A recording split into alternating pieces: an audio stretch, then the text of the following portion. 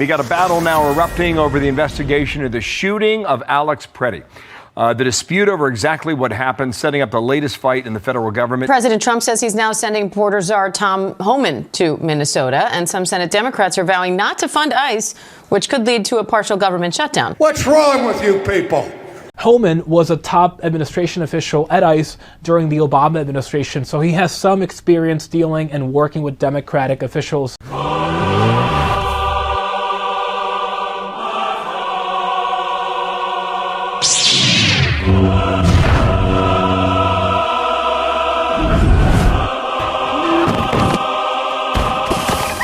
To Minnesotans, I say this: I feel your anger. I'm angry. If you protest and express your First Amendment rights, please do so peacefully, as you always do. If you protest and express your First Amendment rights, please do so peacefully, as you always do.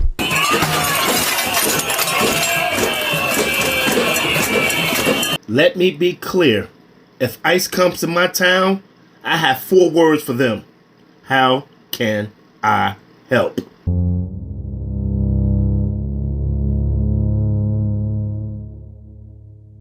But wait, there's more. We're seeing massive outrage from mainstream media and the left, but I'm just wondering, where was that outrage when Ashley Babbitt, an Air Force veteran, was executed by Capitol Police Officer Michael Byrd, who she posed no threat to in the U.S. Capitol? Trump derangement syndrome. There really is that disease.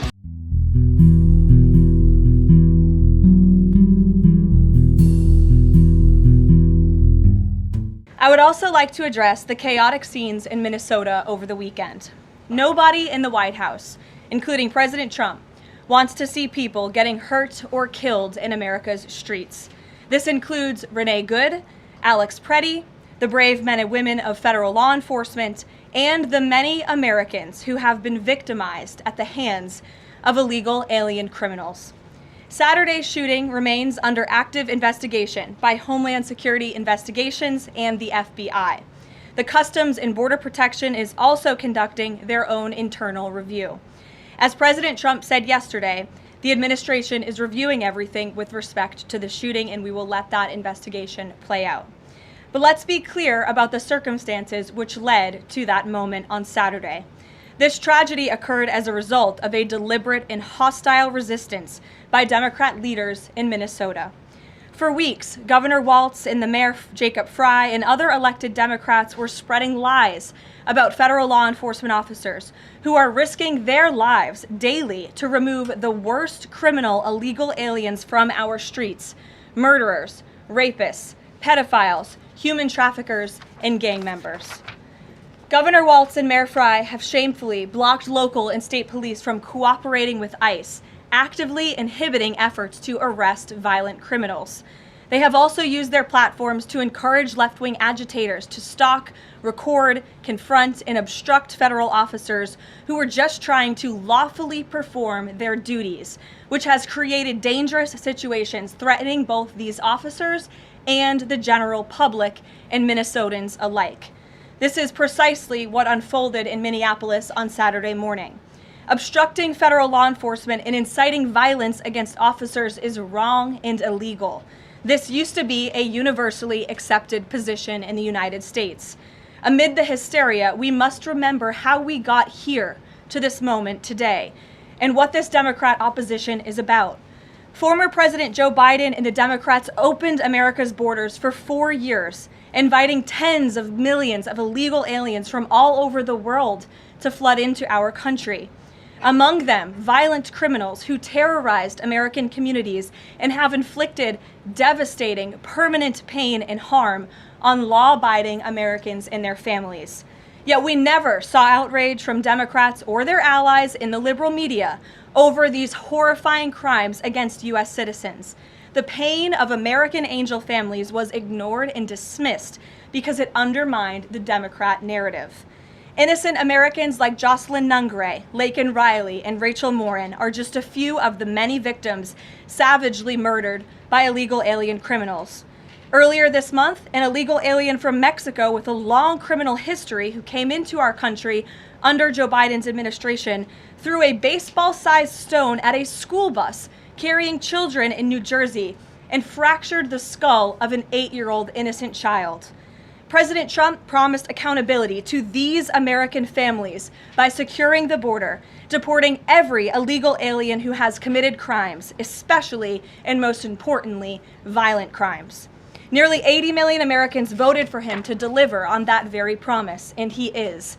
As the duly elected president, the president is fulfilling the will of the people by arresting and removing these threats from our country in cities from Los Angeles to New York, and yes, Minneapolis. Yet Democrat leaders in Minnesota with sanctuary city policies have actively defied federal immigration law and the will of the people.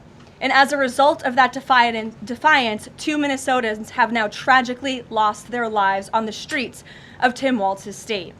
It is President Trump's hope and wish and demand for the resistance and chaos to end today. That's why President Trump spoke with Governor Walz directly this morning, and he has outlined a clear and simple path to restoring law and order in Minnesota. Number 1, Governor Walz, Mayor Frey, and all Democrat leaders should turn over all criminal illegal aliens currently incarcerated in their prisons and jails to federal authorities, along with any illegal aliens with active warrants or known criminal histories for immediate deportation. Number 2, state and local law enforcement must agree to turn over all illegal aliens who are arrested by local police. And then thirdly, local police must assist federal law enforcement in apprehending and detaining illegal aliens who are wanted for crimes, especially violent crimes. If Governor Walz and Mayor Frey implement these common sense cooperative measures that I will add have already been implemented in nearly every single other state across the country, Customs and Border Patrol will not be needed to support ICE on the ground in Minnesota. ICE and local law enforcement can peacefully work together, as they are effectively doing in so many other states and jurisdictions. Additionally, President Trump is calling on the United States Congress to immediately pass legislation ending sanctuary cities once and for all. American cities should be safe sanctuaries for law-abiding citizens only, not for dangerous illegal alien criminals who broke our nation's laws and do not belong here. We hope Governor Walz will do the right thing and continue to work with President Trump to keep the American people safe following their call this morning. Americans overwhelmingly want exactly what President Trump is delivering: strong borders and strict immigration enforcement against the worst illegal aliens, of which there are still hundreds of thousands to deport from the interior of our country. The most peaceful way to carry out this vital public safety mission is for Republicans and Democrats to do it together, and for state and local law enforcement to work together with federal law enforcement. We want to let cops be cops. You wouldn't know this continues to be a very popular policy position from the biased media coverage over the course of the last few days, but polling shows huge support for this exact thing President Trump is calling for. More than 80% of Americans favor deporting illegal aliens convicted of violent crimes. A country unable to deport criminals who enter it illegally is no country at all. The open borders agenda of Kamala Harris, Tim Walz, and the Democrats was already on the ballot on November 5th, 2024, and it was resoundingly rejected. President Trump will never back down from his promise to deport violent criminal illegal aliens and make America safe again, and he welcomes all cooperation in that effort. With that, I will answer your questions. And Jordan Conradson, why don't you kick us off today? Thank you for being here. We're seeing massive outrage from mainstream media and the left, but I'm just wondering, where was that outrage when Ashley Babbitt, an Air Force veteran, was executed by Capitol Police Officer Michael Byrd, who she posed no threat to in the U.S. Capitol? Well, you raised a very important point, which I also believed I just raised as well in those opening remarks, in that there has no doubt been selective outrage by the liberal biased media in picking and choosing victims and highlighting their stories. And as I've said, President Trump does not want any Americans to lose their lives in the streets of America and in American communities across the country. He believes what happened on Saturday is a tragedy, but every life is equal to President Trump, and that's why the lives of Laken Riley and Jocelyn Nungray continue to matter to him and be an utmost priority to him to this very day. And it's unfortunate that we did not see the same type of sensationalist media coverage over the tragic deaths of those innocent American women and girls across the country as we are in the wake of this tragedy that took place on Saturday. The Arizona Attorney General, just days before this shooting in Minneapolis, she seemingly encouraged rioters to go out and shoot and kill ICE agents. And I'll quote her here. She said, "If you reasonably believe your life's in danger and you're in the house or in your car or on your property, you can defend yourself with lethal force." And she said that you can't tell if ICE agents are law enforcement or imposters, and it becomes an issue of whether you reasonably believed they were law enforcement. Do you have a response to that, and does the White House believe that she should be held accountable for these remarks? Such dangerous rhetoric, as I pointed out, is exactly what has brought us to this position today, where you have elected Democrat officials across the country who are encouraging left-wing agitators and crazy people to go out and unlawfully obstruct lawful immigration enforcement. Again, these brave men and women of ICE and Border Patrol and the federal enforcement are just trying to do their jobs to enforce our nation's immigration laws and to go after the worst of the worst in this country. I would encourage everyone in this room, and I would encourage the Arizona Attorney General to look at the video of an ICE agent in Minneapolis. He was approached by left-wing agitators who were honking their horns and were screaming slurs at him, and he rolled down his window and he said, "What are you doing? I am out here trying to catch a child predator, somebody who has convicted crimes against an innocent child, and you are trying to obstruct me from doing my job." This rhetoric against ICE, comparing them to Nazi Gestapo, Donald Trump's police force, is despicable, it is shameful, and it is precisely what has led to the escalation of tensions in Minneapolis and in other places across the country. How serious is the administration taking allegations that local and state Minnesota officials are communicating with demonstrators to basically impede immigration officials? Well, we've definitely seen active organization amongst these left-wing groups, Carrie, and it is something that I know the FBI and the Department of Justice are looking into. Again, it is illegal to unlawfully obstruct lawful immigration enforcement in this country, and these agitators are making it nearly impossible for ICE to do their jobs and for federal law enforcement to carry out the will of the American people to deport the worst of the worst. I would just encourage everyone to please imagine in this room, all of you come to the White House every day to report on the President of the United States and the administration. You come into this briefing room, you walk through the gates of the White House. Just imagine if there were left-wing agitators or agitators of any kind who were in your face, who were doxing you, who were harassing you, who were physically threatening you, who were biting off your fingers in the case of two Border Patrol agents we saw this past weekend in Minneapolis. That would make it very difficult for you to show up and do your job here at the White House every single day. That's what these officers in Minneapolis are facing. That's why the president is calling on Governor Walz and Mayor Frey for these three very simple and common sense points of cooperation so that ICE and local law enforcement can work together. Again, we are just asking for police to be police. And if you ask any law enforcement agent or official, they want to be able to work with their federal counterparts at the state and local level and vice versa. Caroline. Thanks a lot, Caroline. Two questions. One is looking forward. The role of Mr. Homan. Is he being sent by the president to diffuse the situation that exists right now on the ground? Is he the point person essentially for the White House in terms of trying to tamp down the tensions that exist right now in Minnesota? Well, Mr. Homan is the point person for cooperating with state and local authorities and corresponding with them, again, to achieve this level of cooperation to subdue the chaos on the streets of Minneapolis. And I would just point out that Mr. Homan is someone who has been lauded for many, many decades for his experience working in law enforcement. In fact, this is a Washington Post headline from 9 years ago, 2000. 2016, meet the man the White House has honored for deporting illegal immigrants. And I would remind everyone in this room that it was former President Barack Hussein Obama who awarded a medal to Mr. Homan. So he's obviously very qualified. He has the full trust and faith of the president.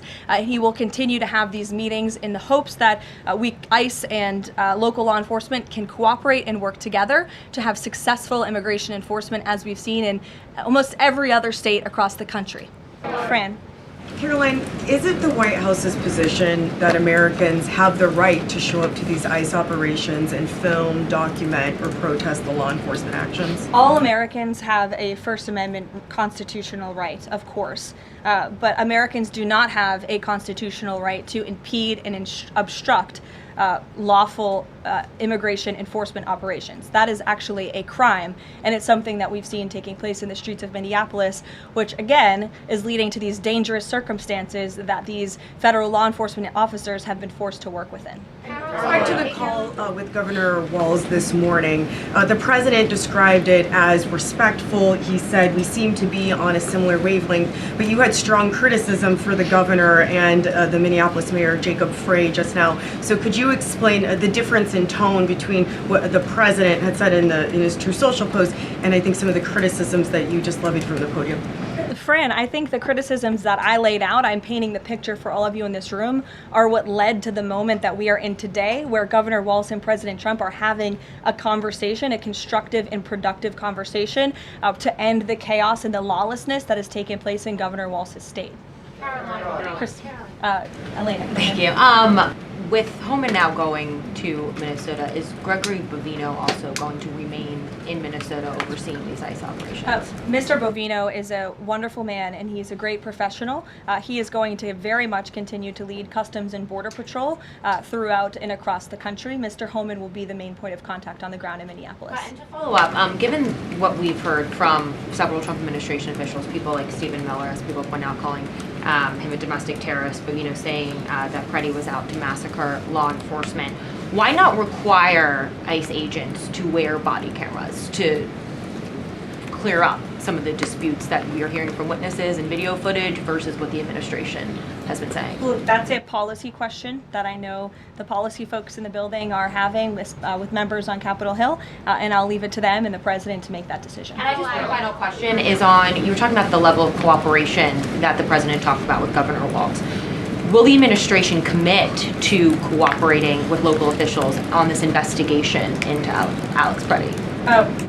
The president spoke about this with Governor Walz and said he would have a discussion about it. He did not make a commitment, and so therefore I won't make that commitment here.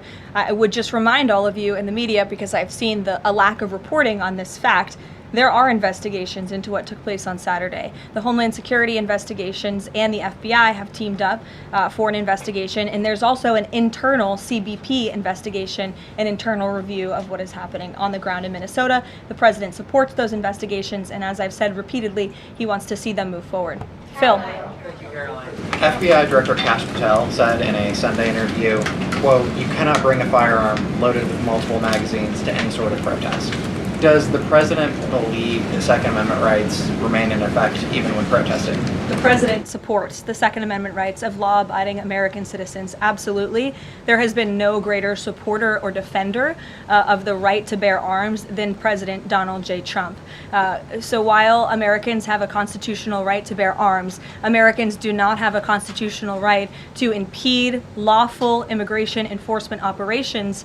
And any gun owner knows that when you are carrying a weapon, when you are bearing arms and you are confronted by law enforcement, you are raising the assumption of risk and the risk of force being used against you. And again, that's unfortunately what took place on Saturday.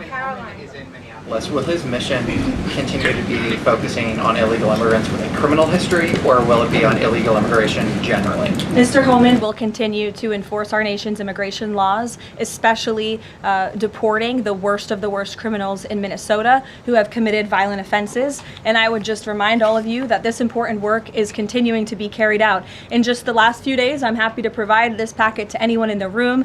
ICE has arrested multiple violent criminals, illegal aliens within Minnesota.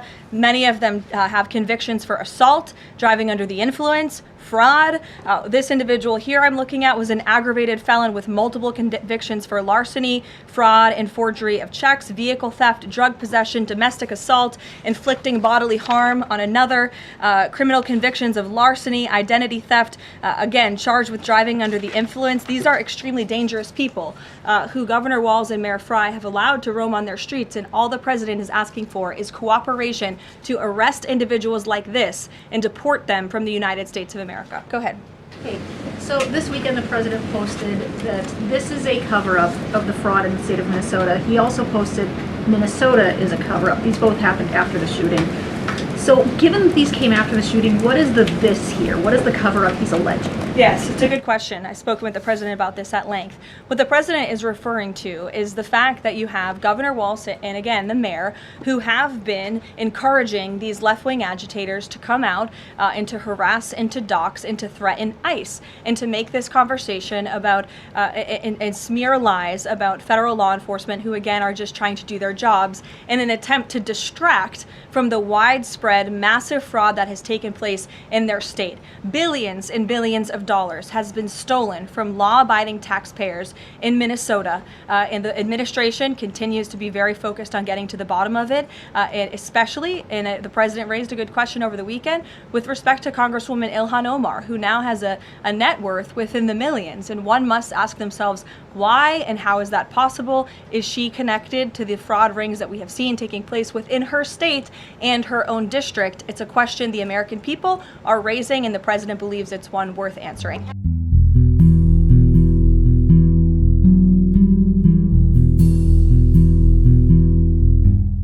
Don't forget to hit that like button, subscribe if you haven't already, ring that notification bell so you know every time I post a new video. Also, please share this video so the truth can reach more people and open more eyes to what's really going on. Ultimately, that'll help free people from the chin boogieing and the lies that they've been conditioned to believe, that they've been digesting and been fed over and over again, that we know isn't the truth. And if you like what I'm doing over here, you want to show a little extra love and support, be sure to check out our website, crownandthread.com. That's where you can grab all the awesome clothes you see me wearing in all of my videos, like this one that says Spiritual Warrior. That means getting up each day, putting on the whole armor of God with the sword of the Spirit, using us to lead more folks to Jesus Christ. Hallelujah. All these are made by my beautiful wife. We got tons of different designs to choose from, Christian, conservative, bunch of different sizes and colors. It's all gooder than chicken and better than butter to me. Of course, I'm biased though, but I'm sure we've got something that you look great rocking or that'll make an awesome gift for someone you love. We also sell some pretty sweet woodworking pieces that are handcrafted by my father-in-law. He makes crosses, hearts, charcuterie boards. You can see a few here on the wall right here. He's been a carpenter all his life, does tremendous work.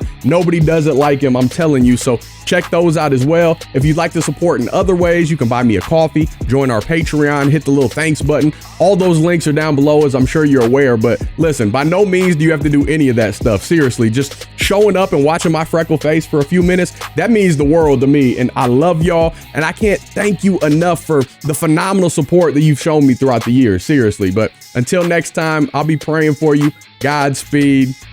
I'm gone.